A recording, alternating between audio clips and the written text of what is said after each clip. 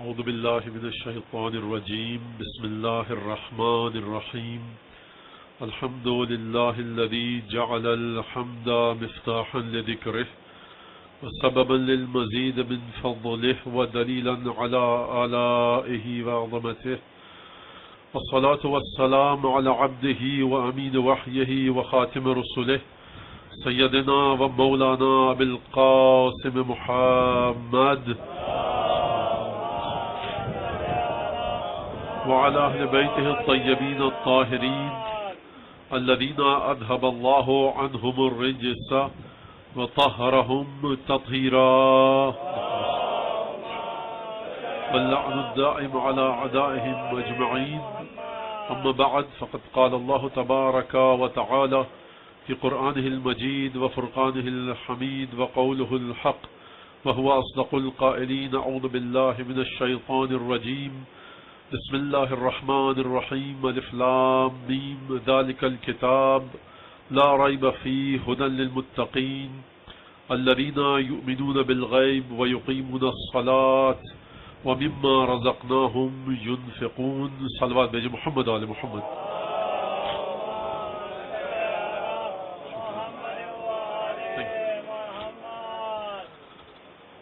عزیزان گرامی، محرم کا مہینہ پھر آ گیا اور اس بات پر جتنا شکر ادا کیا جائے کم ہے کہ ایک دفعہ پھر ہم کو توفیق نصیب ہوئی کہ فرش اعضاء پر آ کر جناب سیدہ کو، جناب رسول خدا کو ان کے لال کا پرسہ دیں۔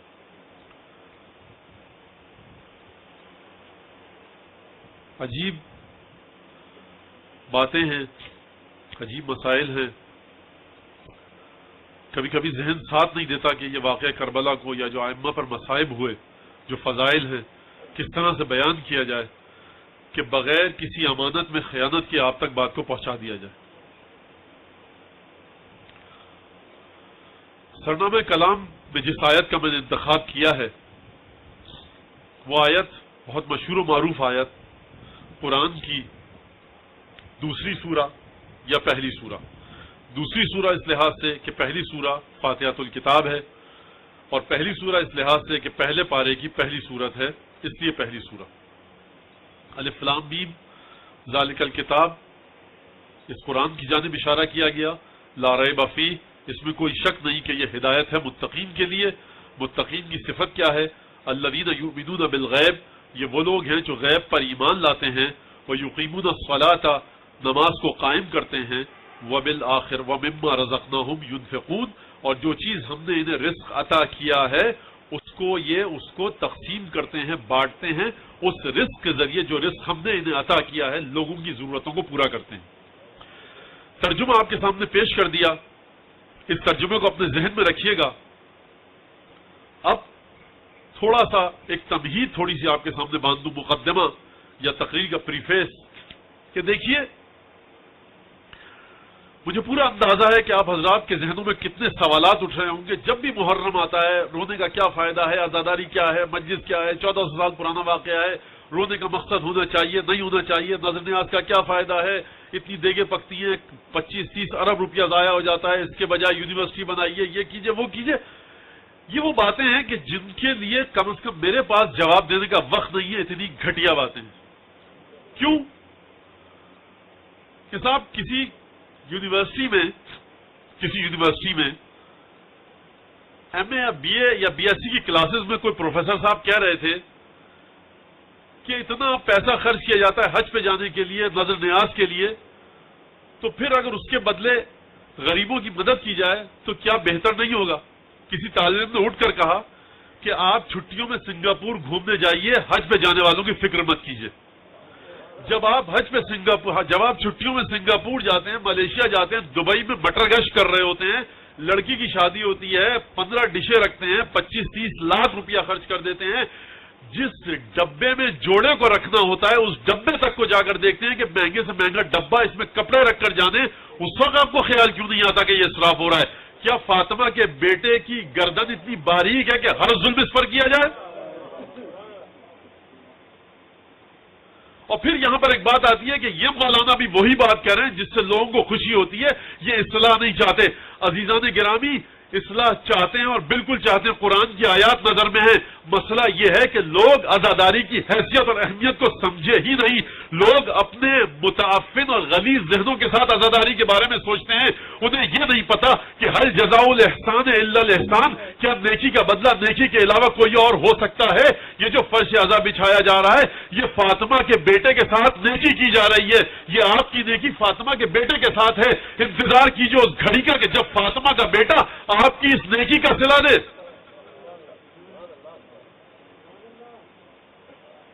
علماء نے کہا ہے کہ بہت سی چیزیں جس نے ہم کو بچا کر رکھا ہوا ہے آفات اور مصائب سے، وہ عاشورہ ہے۔ حضرت حجت صلوات اللہ وسلام علیہ، ہمارے اور آپ کے امام زمانہ،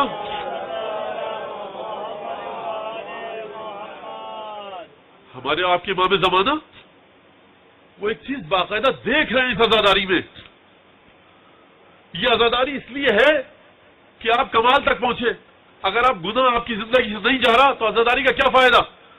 بہت ہاتھوں کو جوڑ کر عرض کروں گا کہ اگر عزاداری کا مقصد صرف یہی ہوتا کہ آپ کی زندگی میں طہارت آئے، اور اگر طہارت نہیں آ رہی تو عزاداری چھوڑ دیجئے، تو مجھے بتلائیے کہ جناب سیدہ کی زندگی میں نعوذ باللہ نجاست کا تصور ہے، 8ویں امام کی زندگی میں نجاست کا تصور ہے، رسول خدا کی زندگی میں نجاست کا تصور ہے، پنجتن کی زندگی میں نجاست کا تصور ہے، 14 معصومین 12 اماموں کی زندگی میں نجاست کا تصور ہے۔ اگر نجاست اور گناہ کا تصور نہیں تو مجھے یہ بتلائیے کہ جیسے ہی امام حسین کا نام آتا ہے امام رضا کی آنکھوں سے آنسو جاری ہو جاتے ہیں، چھٹے امام کی آنکھوں سے آنسو جاری ہو جاتے ہیں۔ اگر عزاداری کا کوئی مقصد ہوتا، وہ مقصد جو لوگ سمجھتے ہیں مقصد ہے عزاداری کا، عزاداری کا اگر کوئی وہ مقصد ہوتا جو ہمارے اور آپ کے ذہنوں میں آ گیا ہے غلطی سے، کہ ہم یہ کہتے ہیں کہ دیکھیے اگر آپ آنسو بہا رہے ہیں اور اگر آپ حرام سے نہیں بچ رہے تو ایسی عزاداری کا کیا فائدہ؟ عزاداری کو چھوڑ دیجئے۔ میں کہہ رہا ہوں بھائی حرام کو چھوڑیے نا، عزاداری نے کیا گناہ کیا ہے؟ چھٹے امام کا ارشاد ہے، ان یوم الحسین اقرح جفوننا، حسین کے دن عاشورہ کے مصائب سن سن کر ہم نے اتنا گریہ کیا ہے کہ ہماری پلکوں کی جڑوں پر زخم آ گیا ہے۔ کیوں گریہ کر رہے ہیں چھٹے امام؟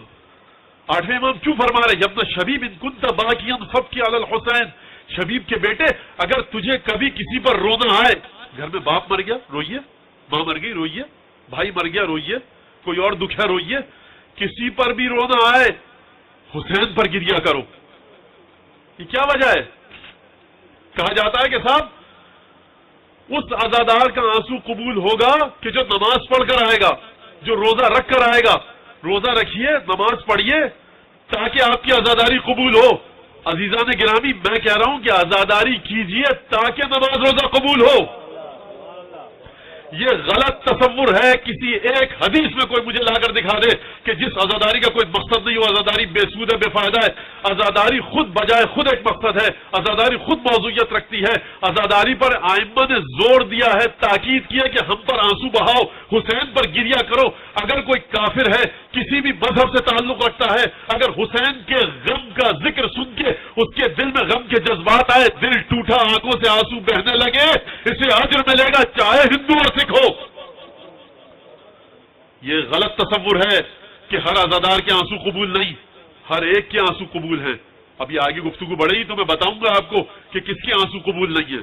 وہ کہاں پر امام نے شرط لگائی ہے؟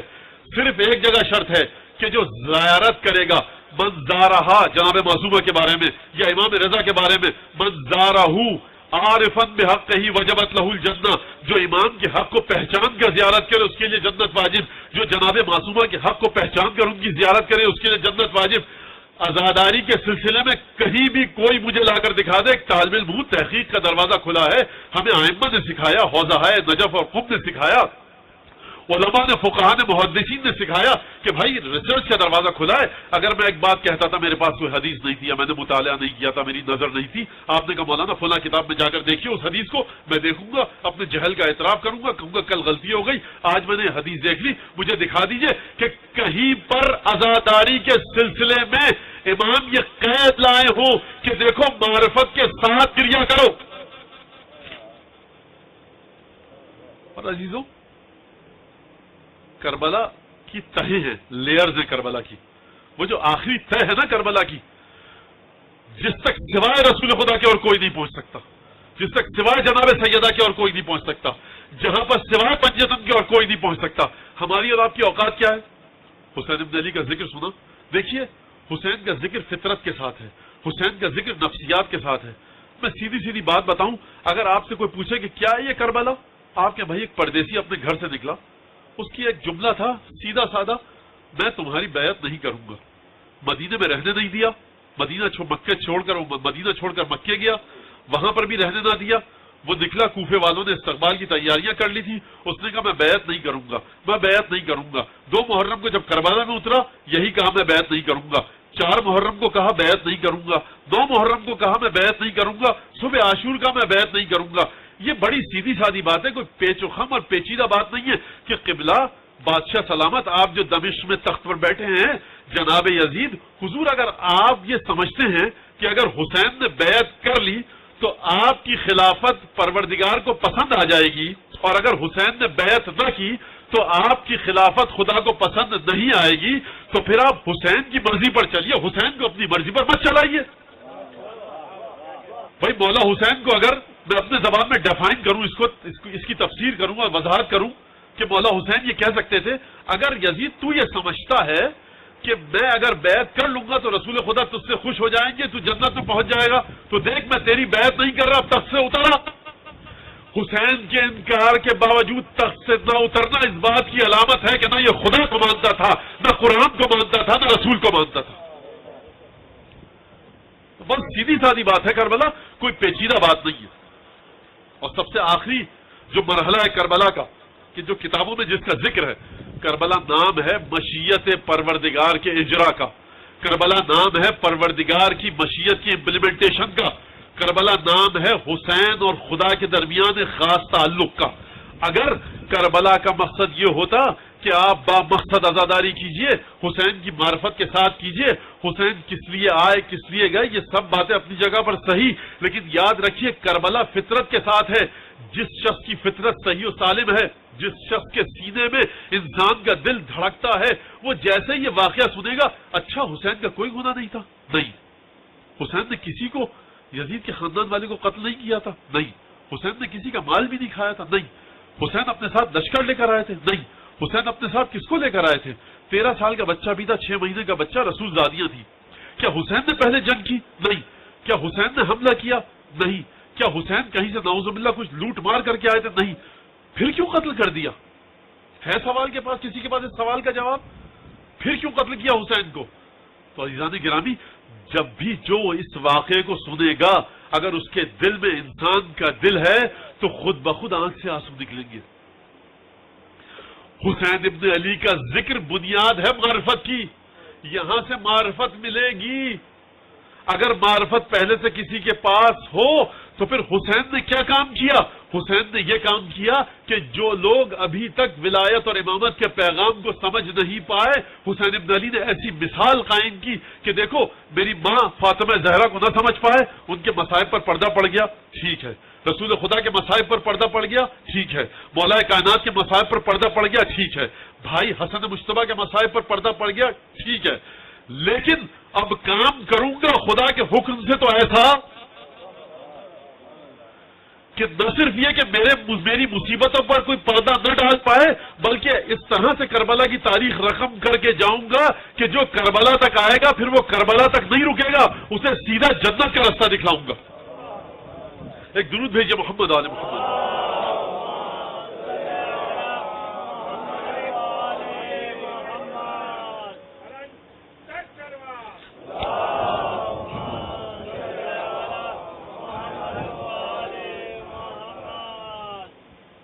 محرم کی پہلی تاریخ آ چکی ہے, اپنے گھروں میں محرم کا سما پیدا کیجئے, محرم کا سما پیدا کیجئے.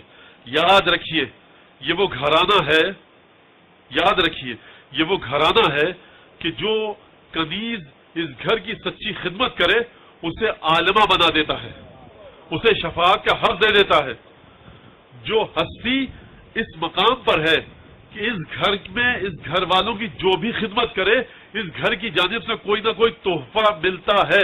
محرم آ چکے, اپنے گھر میں محرم کا سما پیدا کیجئے, اپنے گھر میں عزاداری کا سما پیدا کیجئے. اگر آپ اپنے گھر میں مجلس منعقد نہیں کر سکتے, آپ کی بیوی ہیں, جو شادی شدہ حضرات ہیں، چھوٹے بچے ہیں، بیوی سے کہیے بیٹھو مصائب پڑھو، یہی اردو کی کتابوں سے 4 مرضی کے شعر پڑھو، ضرور حسین کے مصائب کا ذکر اپنے گھروں میں کیجیے۔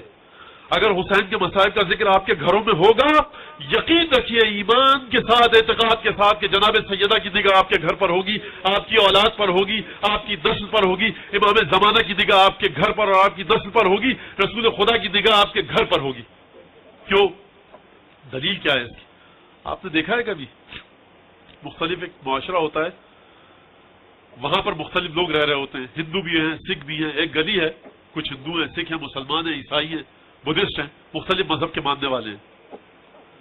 کسی کے گھر میں کوئی مر جاتا ہے، انتقال ہو جاتا ہے، آپ کہتے ہیں بدھسٹ ہے لیکن میرا پڑوسی ہے، عیسائی بھی اس کے گھر جاتا ہے تعزیت کے لیے، مسلمان بھی اس کے گھر جاتا ہے تعزیت کے لیے، سکھ، ہندو، ہر مذہب کا شخص محلے کی وجہ سے اس کی تعزیت کے لیے جاتا ہے۔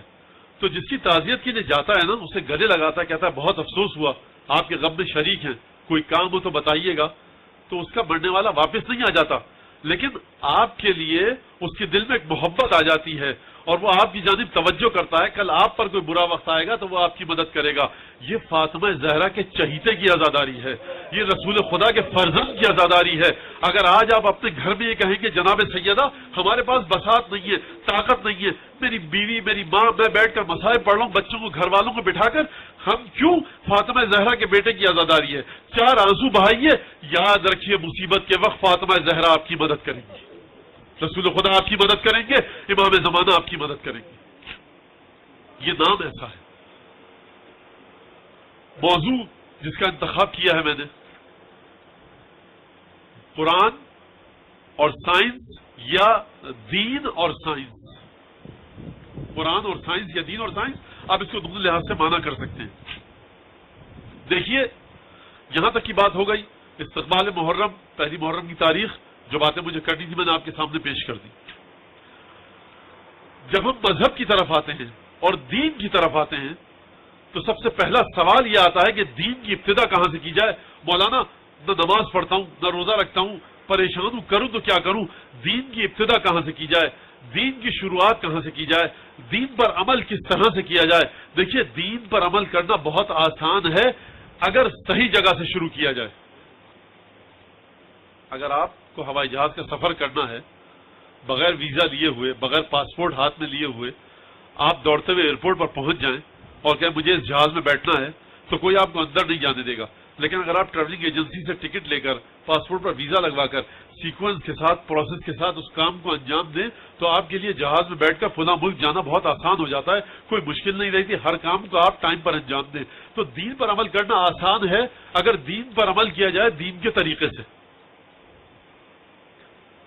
جو میں نے آیت پڑھی آپ کے سامنے، یؤمنون بالغیب، دیکھیے یاد رکھیے گا قرآن دین لے کر آیا، رسول خدا دین لے کر آئے، قرآن نے ہم کو دین بتایا، ائمہ نے ہم کو دین بتایا، لیکن یاد رکھیے گا کہ دین کو آپ اپنی عقل کے مطابق نہیں سمجھ سکتے، پورے کے پورے دین کو آپ اپنی عقل کے مطابق نہیں سمجھ سکتے۔ اگر آپ دین کو اپنی عقل کے مطابق سمجھ پاتے تو پروردگار قرآن میں اسی سورہ میں جو سرنامہ کلام میں نے آپ کے سامنے پڑھی، پروردگار یہ نہ کہتا کہ یؤمنون بالغیب، وہ لوگ جو ھدی للمتقین ہے، قرآن ہدایت ہے متقین کے لیے۔ متقین کی پہلی صفت قرآن نے کیا بیان کی؟ یؤمنون بالغیب، یہ غیب پر ایمان رکھتے ہیں، ایمان بھی رکھتے ہیں اور غیب پر ایمان رکھتے ہیں، یعنی اس چیز پر ایمان رکھتے ہیں کہ جس کو نہ یہ دیکھ سکتے ہیں، نہ سن سکتے ہیں، نہ سونگ سکتے ہیں، نہ چکھ سکتے ہیں، نہ ہاتھ لگا سکتے ہیں۔ عجیب مرحلہ ہے۔ متقین کی پہلی علامت یہ ہے، خدا تعریف کرتے ہوئے بتا رہا ہے کہ دیکھو تم پہلی شرط یہ ہے کہ غیب پر ایمان رکھو۔ پروردگار غیب پر ایمان کیسے رکھیں؟ ہم پہنچے کیسے غیب تک؟ غیب کی معنی یہ ہے کہ ہم سے چھپی ہوئی چیز ہے، ہم وہاں تک نہیں پہنچ سکتے۔ ہم پہنچے کیسے غیب تک؟ پروردگار کہہ رہا ہے دیکھو تم پہلے غیب پر ایمان رکھو، ہم ایسی ہستیاں تمہیں دیں گے کہ جن کو دیکھ کر تمہارا خود بخود غیب پر ایمان ہو جائے گا۔ قرآن میں ایسی ہستیوں کا ذکر کریں گے، ایسے واقعات بتلائیں گے جنہیں دیکھ کر تمہارا خود بخود غیب پر ایمان ہو جائے گا۔ ابراہیم اپنی بیوی ہاجر اور بیٹے اسماعیل کو لے کر جاؤ، اور کہاں جاؤ؟ مکے کے بے آب و گیا چٹیل میدان میں چھوڑ کر آ جاؤ۔ ابراہیم عراق سے اٹھے اور جا کر چھوڑ کر آ گئے، کس کی امید پر؟ پروردگار کی امید پر۔ غیب سے حکم آیا۔ یہ ابراہیم کا واقعہ کافی ہے سمجھانے کے لیے کہ اس کے حکم کے مطابق ایسی جگہ چھوڑ کر آئے کہ جہاں پر نہ پانی تھا، نہ کوئی فصل تھی، نہ کھیت تھا، نہ باغ تھا۔ پروردگار پر میں اپنی نسل کو ایسی جگہ چھوڑ کر جا رہا ہوں جہاں پر کہ نہ کوئی زرع ہے، نہ کوئی پانی ہے، نہ کوئی فصل ہے، اور نہ کوئی باغ ہے۔ انی اسکنت من ذریتی بواد غیر ذی زرع ربنا لیقیموا الصلاۃ، اور آخر میں ابراہیم کی دعا وجعل افئدۃ من الناس تہوی الیہم، پروردگار تیرے حکم کے مطابق چھوڑ کر جا رہا ہوں اسماعیل اور ہاجرہ کو مکے کی بے آب و گیا اور چٹیل میدان میں، پروردگار تاکہ یہ نماز کو قائم کر سکیں۔ پروردگار میں نے اپنے بیٹے اور بیوی کو چھوڑ دیا، پروردگار اب میری دعا تجھ سے یہ ہے فجعل افئدۃ من الناس تہوی الیہم، پروردگار لوگوں میں سے ایک گروہ کو ایسا خلق کر کہ جن کے دل مسلسل میری اولاد کی طرف جھکتے رہیں۔ تو اب یاد رکھیے گا، رسول خدا ابراہیم کی اولاد ہے، رسول خدا اسماعیل کی اولاد ہے، حسین ابراہیم کی اولاد ہے۔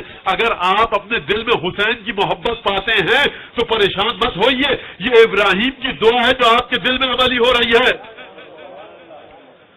آپ کو خوش قسمت سمجھنا چاہیے اپنے آپ کو کہ ابراہیم نے جو 2500-3000 سال پہلے دعا مانگی تھی فجعل افئدۃ من الناس تہوی الیہم، پر ابراہیم نے کس کے بارے میں دعا مانگی تھی؟ پروردگار لوگوں میں سے کچھ لوگوں کو اس طرح سے قرار دے، لوگوں میں سے کچھ لوگوں کو اس طرح قرار دے۔ اس کا مطلب یہ ہے کہ اولاد ابراہیم کی جانب محبت کرنا ہر ایک کے بس کی بات نہیں ہے۔ جو شخص ابراہیم کی دعا کا مصداق بنے گا وہ ابراہیم کی اولاد کی محبت دل میں رکھے گا۔ جس کے اندر طہارت ہوگی وہ ابراہیم کی اولاد سے محبت کرے گا۔ فجعل افئدۃ من الناس تہوی الیہم، واقعہ آپ کے سامنے ہے سارا۔ اور ایک دفعہ حضرت ہاجرہ دوڑی بھاگی، پانی لینے گئی، پانی نہیں ملا، آ کر دیکھا بچے نے ایڑیاں رگڑی اور پانی پھوٹ پڑا۔ جب پانی پھوٹ پڑا تو قبیلہ جرہم والے مکے سے باہر تھے۔ اچھا مکے کی تھوڑی سی آپ تاریخ کیا ہے؟ مکے کی کوئی بھی تاریخ نہیں ہے حضرت آدم اور ابراہیم کے علاوہ۔ یہ ایک ایسی جگہ تھی مکہ، اب تو خیر ختم ہو گیا وہ سب چیزیں اس کی، کہ بیچ میں خانہ کعبہ تھا اور چاروں طرف پہاڑ گھرے ہوئے۔ جب کوئی آتا تھا یمن سے، عراق سے یا شام سے تو پہاڑ دکھتے تھے، ایک پہاڑ کو سے عبور کرتا تھا، سامنے ایک اور پہاڑ، پھر اس پہاڑ سے عبور کیا، سامنے ایک اور پہاڑ، یعنی کئی پہاڑوں سے عبور کر کے جب بیچ میں آتا تھا وہ، تو ایک چھوٹا سا دیہات تھا جس کا نام مکہ تھا۔ اور اس وقت تو کچھ بھی نہیں تھا، کیونکہ قرآن کہہ رہا ہے کہ حبیب وہ وقت یاد کرو کہ جب ابراہیم اور اسماعیل نے خانہ کعبہ کی دیواروں کو اٹھایا ہوا، اذ یرفع ابراہیم القواعد من البیت واسماعیل ربنا تقبل منا، پروردگار یہ ہم اس گھر کی دیواروں کو اٹھا رہے ہیں۔ تو حضرت ابراہیم نے اس کعبے کو زندہ کیا جسے حضرت آدم نے بنایا۔ تو مکہ کوئی ایسی جگہ نہیں تھی جہاں پر حضرت ابراہیم کے زمانے میں کوئی لوگ رہتے تھے، آبادی ہوتی تھی۔ حضرت ابراہیم چھوڑ کر چلے گئے، جب پانی نکلا اور پھیلا چشمے کا تو پرندوں نے دیکھا پانی ہے، پرندے آنے لگے اور پرندوں کا ایک جھمگٹا لگ گیا۔ قبیلہ جرہم جو مکے سے ذرا دور بستا تھا، میدان تھا، انہوں نے دیکھا کہ یہاں پرندے آ رہے ہیں، انہوں نے تعقب کیا پرندوں کا اور آ کر دیکھا چشمہ ملا، ایک خاتون، اس کے ساتھ چھوٹا سا بچہ دودھ پیتا، شیرخوار بچہ، اور وہاں پانی موجود ہے۔ یہ جرہم والے کوئی سارے مومن نہیں تھے، تہجد گزار لوگ نہیں تھے، لیکن عجیب بات کی انہوں نے، عرب کی سرزمین میں پانی کا ہونا ایسا تھا کہ جیسے آج کے زمانے میں کسی کے پاس کسی کی ملکیت میں تیل کا کنواں آ جائے۔ کئی 100 کلومیٹر تک پانی کا کوئی گزر نہیں تھا۔ یہ قبیلے والے لوگ تھے، ایک اکیلی عورت تھی، ایک بچہ تھا، تلوار سے کاٹتے دونوں کے گلے اور کہتے یہ چشمہ ہمارا کون دیکھ رہا ہے؟ لیکن سلام ہو اس قبیلے والوں کی عظمت اور شرافت کو، کہا کہ محترمہ بی بی یہ چشمہ آپ کا ہے، اگر اجازت ہو تو ہم اس میں سے پانی لے لیں۔ تو سلام ہے میرا ان کافروں کو کہ جنہوں نے اکیلی عورت کو دیکھ کر اس سے اجازت لی، اور لعنت ہو ان مسلمانوں پر کہ جنہوں نے رسول زادیوں کو پانی نہ دیا۔ تو کیا کہا جائے، یہ تاریخ ہے حضور والا، یہ تاریخ ہے۔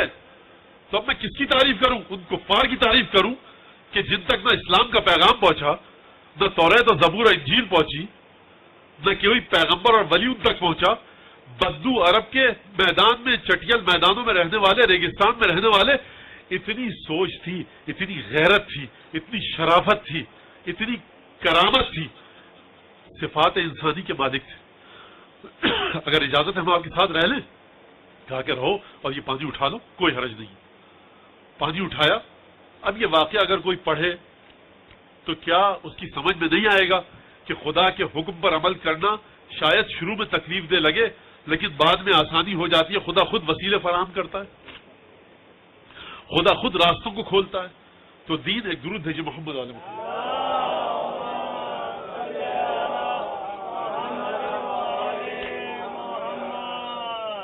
تو دین نام ہے غیب پر ایمان لانے کا.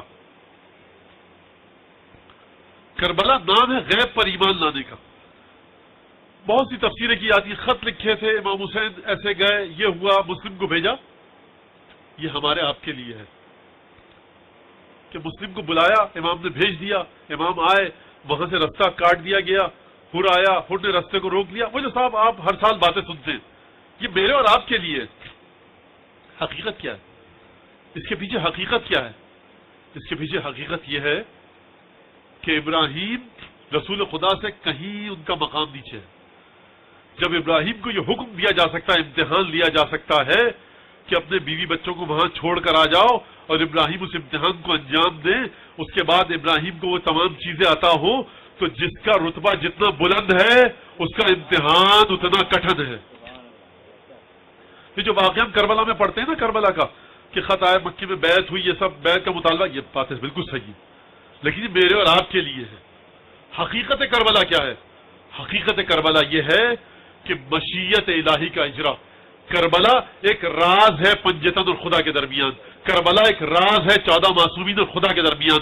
اس راز کی حقیقت تک یا خود 14 معصومین پہنچ سکتے ہیں، یا وہ شخص پہنچ سکتا ہے جو غیر معصوم ہو لیکن معصوم کے کلمات اور حدیثوں کے سائے میں پڑھ کر مطالعہ کر کے وہاں تک پہنچ سکتا ہے. ورنہ یہ کربلا کی وہ ظاہری تفسیر ہے جو ہم اور آپ دیکھتے ہیں کہ بیعت کا مطالبہ کیا گیا مدینے میں، امام مدینے کو چھوڑ کر مکے چلے گئے، مکے میں یزید نے کچھ لوگوں کو بھیجا، امام خانہ کعبہ کی حرمت کو بچاتے ہوئے مکے سے نکل پڑے، اور اس کے بعد پہنچے وہاں پر ہر کے لشکر نے روکا، امام کو کربلا پر زبردستی اتارا. عزیزان گرامی، یہاں تک یہ بات آ گئی، تب مجھے کچھ اور بات کرنے دیجیے، کیونکہ میں ایک بات عرض کروں آپ کے سامنے. امام حسین مظلوم ہے، اور امام حسین کی مظلومیت کے ساتھ ساتھ کربلا کا واقعہ اس سے زیادہ شاید مظلوم ہے.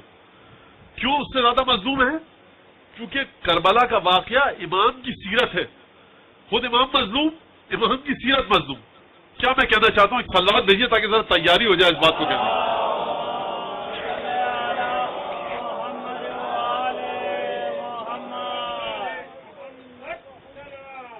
ویسے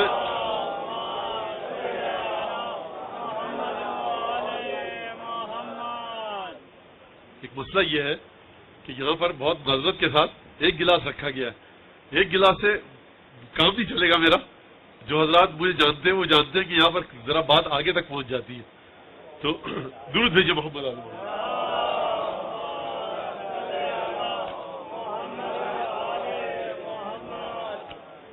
دیکھیے، پہلی محرم میں مجھے بتانا ہے کہ کیا چیز آپ ذہنوں میں رکھ کر مجالس سنیں، کربلا کو کس زاویے سے دیکھیں. کربلا کیا ہے؟ دیکھیے، ٹاک شوز میں اس لیے دیکھتا ہوں کربلا کے اوپر کہ سمجھ میں آئے کہ لوگوں کا ذہن کس طرف جا رہا ہے. میں آپ کی خدمت میں بات عرض کر دوں کہ میں نے ابھی تک کوئی ٹاک شو ایسا نہیں دیکھا کربلا کے اوپر، البتہ پورا نہیں دیکھتا، تفصیلی نہیں دیکھتا. جو دوست مجھے دے دیتے ہیں کلپ وغیرہ، آج کل کی جو ایجادات ہیں اور جو چیزیں ہر ایک کے ہاتھ میں، وہ جو سارے مسائل وہ بچوں کو مجھ سے زیادہ پتہ ہیں. کیا کیا نام ہے اس کا مجھے نام بھی سب کے نہیں پتا، تو اس میں وہ دیتے ہیں تو دیکھ لیتے ہیں. ابھی تک مجھے کوئی ایسا ٹاک شو نہیں دکھا کسی بھی فرقے کے حوالے سے کہ جس نے کربلا میں، وہ جو بچے میرے جانیں گے، وہ ہٹ دا بلز آئی، جس نے صحیح بات کی ہو کہ کربلا کا مقصد کیا تھا اور تیر نشانے پر لگایا ہو. کیا وجہ ہے اس کی؟ کیونکہ کربلا کو جب ہم دیکھتے ہیں تو ہم سمجھتے ہیں امام حسین ریفارمر تھے. امام حسین کو گاندھی جی، جناح صاحب، ہو چی من، چو ان لائی، ماؤ زے تنگ، فیڈرل کاسٹرو، چے گوارا اس سطح پر رکھ کر دیکھتے ہیں، جارج واشنگٹن اس سطح پر رکھ کر امام دیکھتے ہیں. امام ایک تبدیلی لانا چاہتے تھے. ارے میرے بھائی تبدیلی لانا چاہتے تھے تو کہاں گئی وہ تبدیلی؟ 1400 سال ہو گئے ابھی تک وہ تبدیلی نہیں آئی. تو پھر کس بات پر آپ کہتے ہیں کہ امام حسین کامیاب ہو گئے؟ معاشرے میں عدل و انصاف نہیں تھا، ظلم ہو رہا تھا، ناپ تول کے نظام میں کمی تھی، دودھ میں پانی ملایا جا رہا تھا، آفیسز میں سفارش کے ذریعے نوکری ملتی تھی، یہ تھا وہ تھا. اور میرے بھائی اگر یہ بات تھی تو کینیڈا آپ سے آگے نکل چکا ہے، سویڈن ڈنمارک آپ سے آگے نکل چکا ہے، سوئٹزرلینڈ آپ سے آگے نکل چکا ہے، جرمنی آپ سے آگے نکل چکا ہے. چھوڑیے ویسٹرن یوروپ کو، ای کو، ملیشیا اور انڈونیشیا آپ سے آگے نکل چکے ہیں، ویتنام اور تائیوان جیسا چھوٹا ملک آپ سے آگے نکل چکا ہے، آسٹریلیا کہ جہاں پر انگلینڈ کے لوگوں کو ایگزائلڈ لینڈ تھی ان کی، وہ آپ سے آگے نکل چکا ہے. ہائیجین وہاں پہ آپ سے اچھی، ہیومن ویلیوز آپ سے اچھی، ہیومن کرائٹیریاز وہاں پہ آپ سے اچھے، بہت اچھے انسانی طریقے سے وہ آپ کو ڈیل کرتے ہیں. تو پھر امام حسین نے کیا کیا؟ جب یہ لوگ سب یہاں پہنچ چکے ہیں تو امام حسین کیا ایڈیشنل کام انجام دینا چاہتے تھے؟ وہ کیا تھا؟ سوال ہے میرا یہ. کہیں کوئی ٹاک شو، اچھا کوئی کہہ سکتا ہے مولانا آپ بہت بڑے علامہ ہیں کیا؟ میری اوقات کے حساب علامہ ہونے کا دعویٰ کروں، سوچ بھی سکوں، لیکن ہاں یہ دعویٰ ہے کہ احادیث کے ایک مطالعے کے بعد میں یہ بات کہہ رہا ہوں. اور جس کو مجھ سے گفتگو کرنی ہے میں حاضر ہوں، لیکن آج کل نہیں، کیونکہ آج کل کا وقت بڑا کٹھن ہوتا ہے، ایک کے بعد دوسری مجلس، اور ذہن کو بڑی یکسوئی کے ساتھ چلنا پڑتا ہے. آپ لوگ یہ سمجھتے ہیں کہ مولانا 1 گھنٹہ آئے اور نہ جانے کیا گفتگو کی چلے گئے، لیکن ایک ایک چیز ذہن میں رکھنا. اور دیکھیے 2015 کا یہ پہلا محرم اب کبھی کائنات میں نہیں آئے گا، تو وہ جو بات کہنی ہے آج کہنی چاہیے. اگر آج کل ریہرسل ہوتی ہے تو صاحب اس میں کیمرہ ہوتا ہے، اگر آپ نے اداکاری کی اور خراب ہو گئی تو دوبارہ اس کو ریٹیک کر لیا جاتا ہے، کٹ کر کے ڈیلیٹ کر کے. لیکن ہمارے پاس کوئی ایسی چیز نہیں، ذہن میں جو بات ڈالنی ہے وہ ابھی ڈل گئی. تو یوں سمجھیے کہ تنی ہوئی رسی پر مقرر چل رہا ہوتا ہے کہ جہاں توازن اور بیلنس بگڑا وہ زمین پر گرے گا، اور اکیلا نہیں گرے گا، آپ کو ساتھ لے کر گرے گا. کیونکہ نویں امام محمد تقی جواد علیہ الصلوۃ والسلام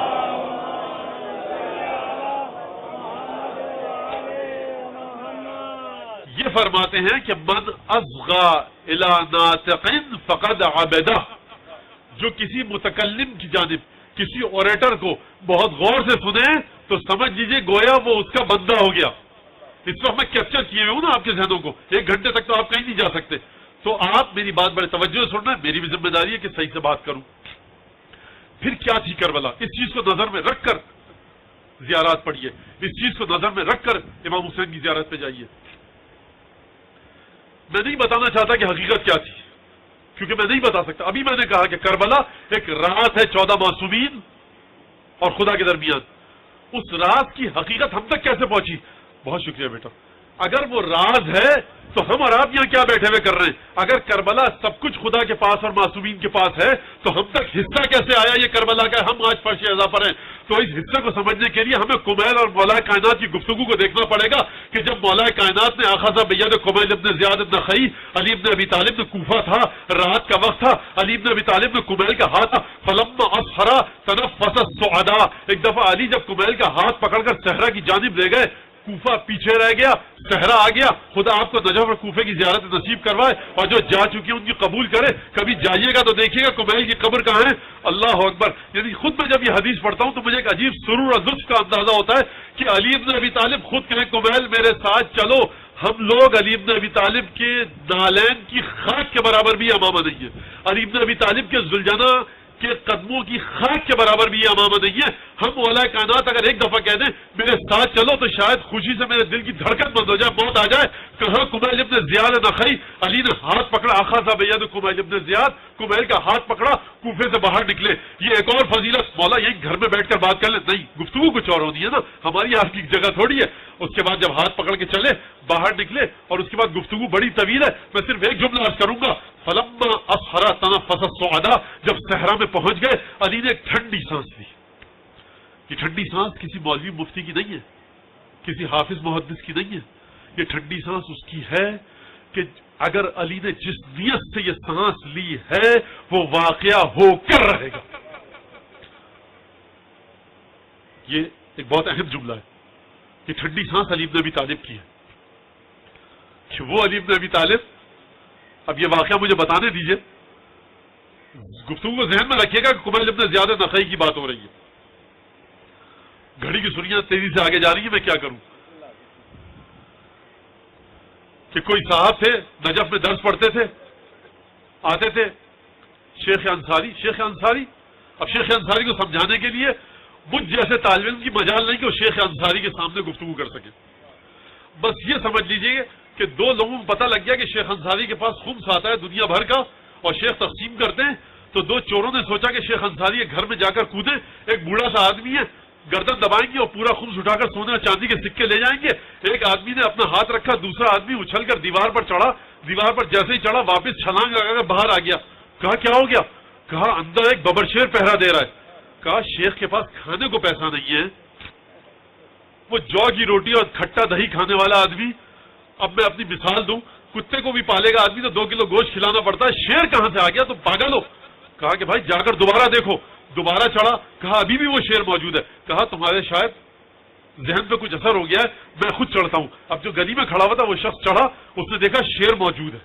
تو شیخ انصاری ایسی ہستی, وہاں نہ شیر تھا نہ کوئی اور پہرے دار تھا, یہ مولا کائنات کا اپنے ایک نوکر کے لیے ایک معجزہ تھا.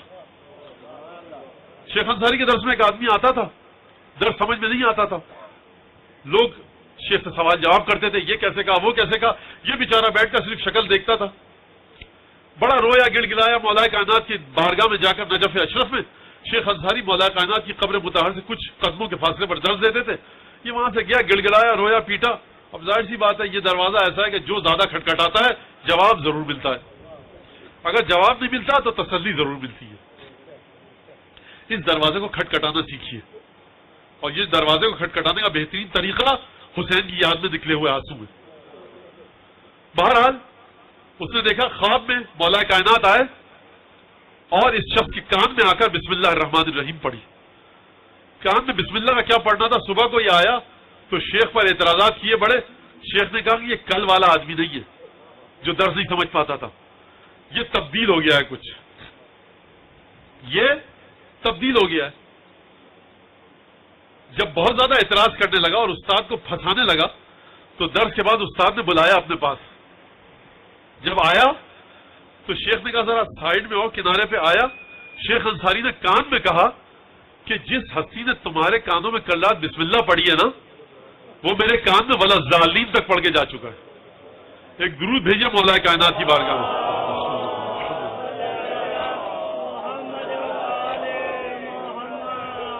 اور ایک احسان ثواب کے لیے شیخ انصاری کے بھی ایک صلوات بھیج دیجیے.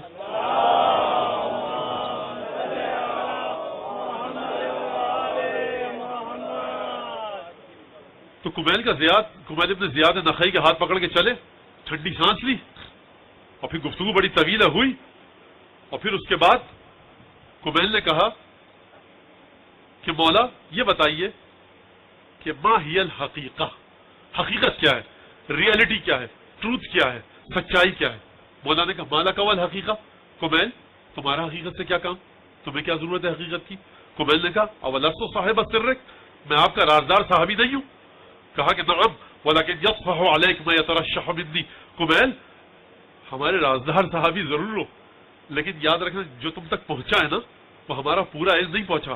جب ہمارے علم کا ظرف لبریز ہوتا ہے نا تو کچھ چھیٹے تم تک پہنچے.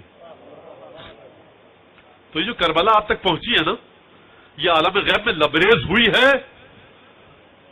آپ کی ماں نے کوئی نیکی کی ہے, آپ کے باپ نے کوئی نیکی کی ہے, تبھی رسول خدا نے آپ کے دل میں اپنے نواسے کی محبت ڈالی. اب یہاں فرقے کی بات نہیں ہے, مذہب کی بات نہیں ہے, یہ فرش سیدہ ہے. یہ رسول خدا کے بیٹے کا فرش ہے, یہ رسول خدا کے بیٹے کی عزاداری ہے. یہاں جس مذہب سے تعلق رکھتے ہو آؤ اپنے رسول کو تعزیت اور تسلیت پیش کرو, کیونکہ ہمارے امام نے فرمایا من وجدا فی قلبہ بردا حبنا اہل البیت. جو شخص بھی ہندو ہو, امام کہہ رہے ہیں ہاں ہندو بھی, سکھ ہو ہاں سکھ بھی, عیسائی ہو, سنی ہو, شیعہ ہو, اسماعیلی ہو, بوری ہو, 6 امام کو مانتے ہو, 7 کو مانتے ہو, 12 کو مانتے ہو, بریلوی ہو, دیوبندی ہو, اہل حدیث ہو, ہاتھ باندھ کے نماز پڑھتے ہو, ہاتھ کھول کے نماز پڑھتے ہو, کوئی غرض نہیں اس سے. من وجد فی قلبہ بردا حبنا اہل البیت, جو شخص بھی اپنے دل میں ہم اہل بیت کی محبت کی ٹھنڈک کو محسوس کرے, فلیکثر دعاء لامہ, اسے چاہیے کہ وہ اپنی ماں کے لیے بہت دعا کرے. یہ اس کی ماں کی کوئی نیکی تھی؟ ماں ہندو ہو، ماں سکھ ہو، عیسائی ہو، بریلوی ہو، دیوبندی ہو، شیعہ ہو، چھ امامی ہو، بوری ہو، اسماعیلی ہو، اگر محبت اہل بیت دل میں ہے تو اپنی ماں کے لیے ہمیشہ دعا کرتے رہنا. اگر مر گئی ہے مغفرت کی دعا کرو، اگر زندہ ہے تو صحت کی دعا کرو، کیونکہ تم جس ماں کے جسم میں رہے تھے نا 9 مہینے، ایک ایک عمل کا اس نے تم پر اثر ڈالا ہے. نہ جانے کب ماں کی سزا خانے میں گئی ہو، کس دل کے ساتھ کوئی منت کا سیب اٹھایا ہو، کس علم کو دیکھ کر کس طرح سے دعا کی ہو. بس دعا کرنا وہی، اور آپ کے دل میں حسین بن علی نے اپنی محبت ڈالی. یہ کربلا، آپ کی آوازیں بلند ہوئی، وقت بھی میرا ختم ہو گیا. یہ کربلا ایک رات ہے حسین بن علی. کیا ہوئی کربلا؟ ہم کیسے بیٹھے ہیں آج لا الہ الا اللہ محمد رسول اللہ کہہ رہے ہیں؟ کبھی سوچا گلے کٹے تو کس کے کٹے؟ فاطمہ کے بیٹوں کے کٹے. چادریں لوٹی تو کس کی لوٹی؟ فاطمہ کی بیٹیوں کی لوٹی. در بدر ہوئی تو فاطمہ کی اولاد ہوئی. یہ کو نہیں کرے، اس کو ہلکی کرے آواز. در بدر ہوئی تو فاطمہ کی اولاد ہوئی. آواز صحیح کریں، یہ تکلیف دے رہی ہے مجھے آواز، نارمل آواز. در بدر ہوئی فاطمہ کی اولاد، در بدر ہوئی، گلے کٹے فاطمہ کے بیٹوں کے گلے کٹے. مال و اسباب اگر خرچ ہوا تو فاطمہ کی مادر گرامی خدیجہ کبریٰ کا مال و اسباب خرچ ہوا. یہ تبلیغ دین ہوئی کیسے؟ تاریخ میں لکھا ہے کہ رسول خدا غلاموں کو خرید کر آزاد کرتے تھے. میرے بھائیوں مجھے بتلاؤ کہ مال آیا کہاں سے؟ جو فاطمہ کی ماں کا مال خرچ ہوا ہے، جو فاطمہ کے شوہر کی تلوار چلی ہے، جو فاطمہ کے باپ سے پتھر کھائے ہیں، جو فاطمہ کے بیٹے کے گلے کٹے ہیں، جو فاطمہ کی بیٹیوں کی چادر ملی ہے.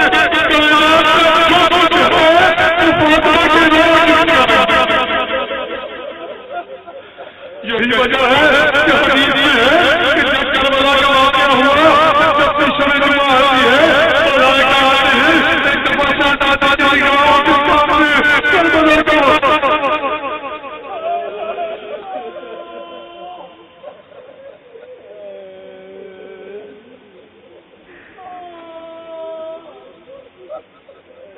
ایک دفعہ شہزادی کے سامنے کربلا کا واقعہ آتا ہے.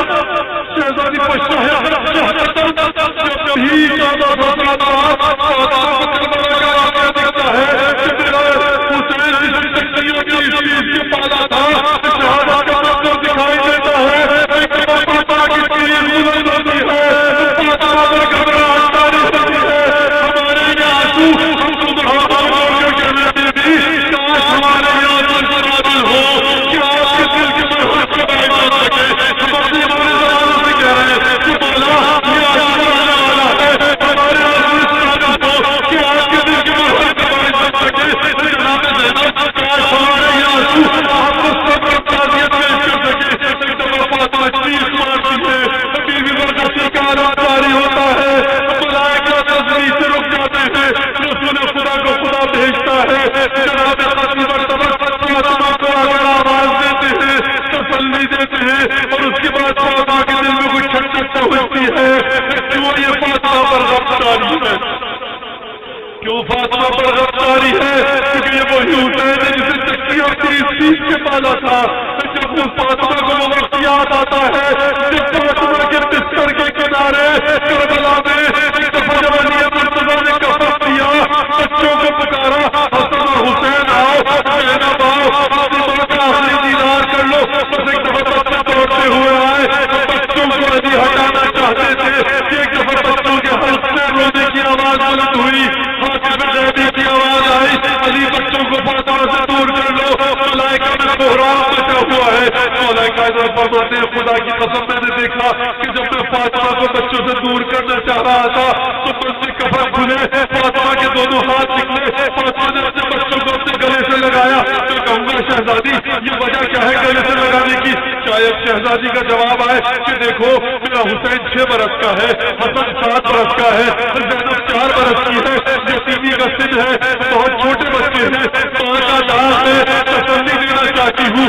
میں کہوں گا شہزادی یہ مدینہ ہے، علی مرتضیٰ موجود ہے، عمار، سلمان، مقداد، ابو ذر موجود ہیں، بنی ہاشم کی خواتین آئیں گی.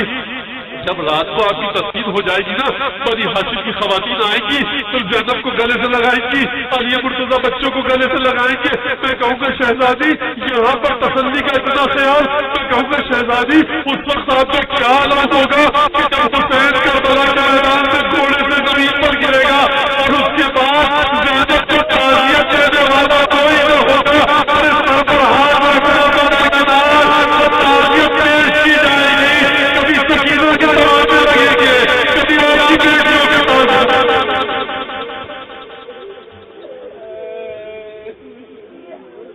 اللهم كن لوليك الحجة بن الحسن صلواتك عليه وعلى آبائه في هذه الساعة وفي كل ساعة، واليوم حافظ وقائد مناصر ودليل معينة حتى تسكنه أرضك طوعا وتمتعه فيها طويلا.